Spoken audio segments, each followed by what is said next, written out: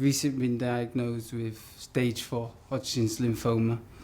I suppose the only positive I could take out from it is that it's the same cancer that I've had before. The problem is this time it's quite aggressive and it's grown onto my lungs, so it's affecting my breathing and my communication quite a lot. I mean, you sound pretty good right Trying now. my best. You're putting doing on my brilliant. voice. And you are trying in many other areas as well in terms of different treatments. We know you've gone through chemotherapy before, you've had the aggressive stem cell treatment, and you've just been abroad to try something a little bit different, if you want to tell us about that. Yeah, so we went out to Mexico and we really tried to take like a holistic approach and look at everything this time around, because we've kind of done the conventional, we've then done the extreme, and we still find ourselves in the same position. So for me, it's about trying to find the root cause. But yeah, we went out to Mexico and I spent 3 weeks out in a clinic in Cancun, and everyone was messaging me saying like, you know, oh my God, your holiday looks amazing, and when you're back, and little did they know that I was in a clinic from probably 7 till 3:30 for 3 weeks over Christmas. So it just shows you the mirage of social media. You've got your army, the army of viewers as well on Sky who saw you come back the first time and play and followed this incredible journey. We have Jess Stelling as well, of course, wishing you all the very best. By the way, best of luck to Joe Thompson, who's twice beaten cancer, announced this week that he's retiring from the game at the age of 29.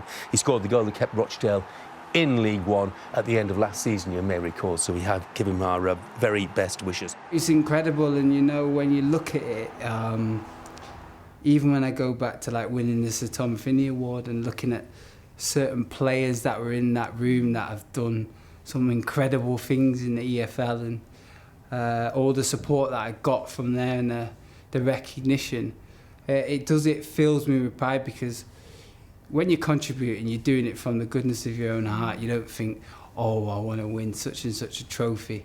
So for people to acknowledge that, and like you say, those people have been with me through the last, what we're looking at, 11, 12 years now.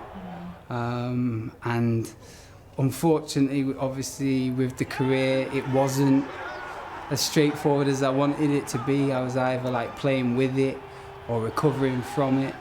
But I had one hell of a ride. And would I change anything? No. I learnt a lot about myself as a person.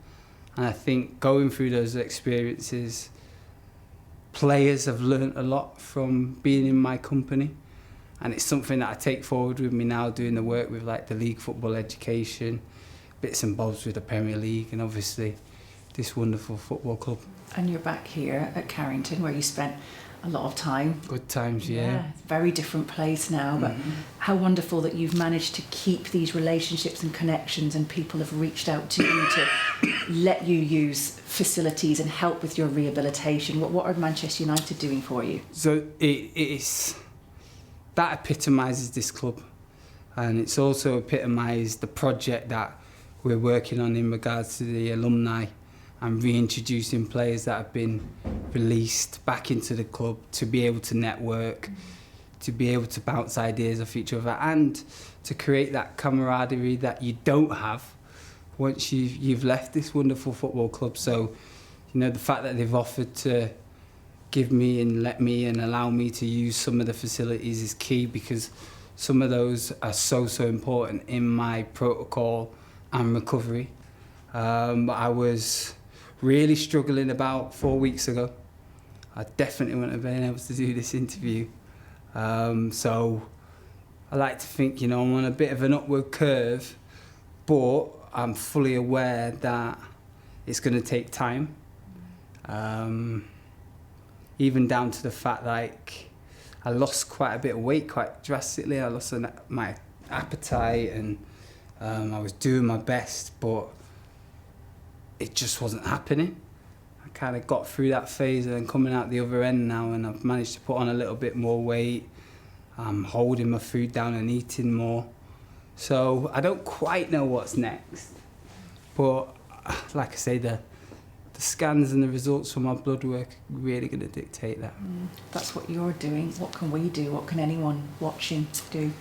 I think for me, continue to hold myself and my family in your prayers, and there is going to be a GoFundMe set up because it's gotten to a point where now it's beyond me, where I want to find not only a root cause for myself, but more importantly for anyone and everyone.